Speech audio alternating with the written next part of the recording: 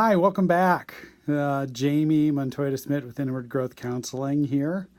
This is part two in talking about how to support your child with transition, specifically as we're heading into fall school transitions.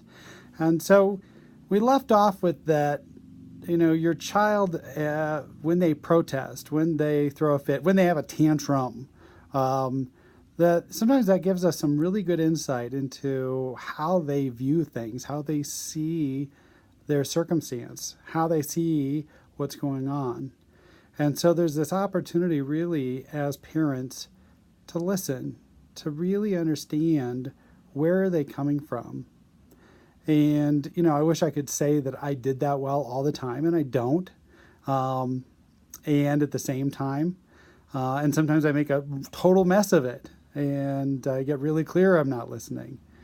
But I found that in my time in working with kids and in being a parent, that when I really do stop and I listen to what my children have to say to me, they share some pretty amazing things. So it gives us a sense of their world when we listen. It also, though, when they have that tantrum and we're listening, it also provides reassurance that we care, that what they're dealing with, that we're willing to listen to it, and that we get that it matters for them. I think a thing to keep in mind, though, is when kids get upset, when they get frustrated, when they let all that out, sometimes that's not a bad thing. There's a lot of different research in the field of psychology in relation to catharsis.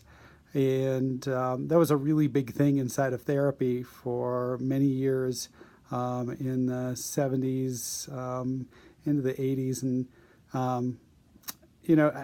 I would say that a lot of the research has shown that that's long term, if it's practiced over and over and over, isn't necessarily a good thing. But if our child is just letting that out, such as like when I have a bad day, sometimes I need just to let it out. I'm going to guess you do as well.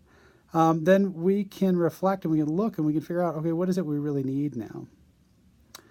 So the other thing about listening, though, is it builds connection. So, it allows our children to feel loved. The reality is transitions are a real part of really every single day. And when we support our kids and when we listen in a way that acknowledges them, which, some days is easier than others. But when we really do that and when we listen in a way that provides empathy, walking in their shoes, hearing from them, getting their perspective, it really lets them know that we love them.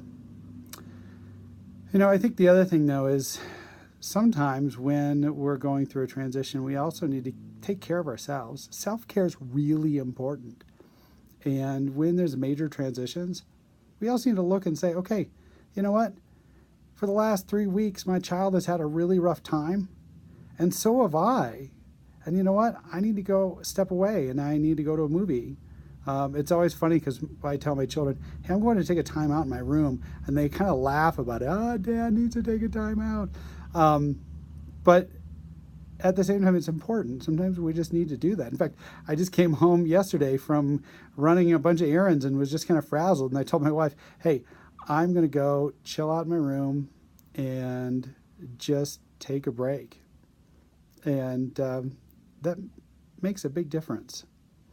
I think the other thing is when we think about how we deal with transition, that's a pretty important thing to reflect on. There are times where too often I watch my children be a mirror for me of my own behavior. And so when I think about transitions, there's that opportunity to really model transition. And sometimes it's like, kids, sure, I totally wish that this was going differently, and it's not. And yeah, I do find it frustrating. But you know what? It'll be okay. We'll move through this. We'll get through this. So I hope that this helps. I hope that this can make a difference for you. Please feel free to subscribe to my channel. You'll get updates and new videos. I'll be making videos to help parents and help people navigate through life no matter what your age. And if you feel that this is a value to you, please don't hesitate to give me a call. If you would like to have a consultation, we can do that over the phone or we can meet in person. And then if what I have to provide as a counselor is valuable to you and your family or your child or yourself, then great. Let's do some work together. Thanks for your time.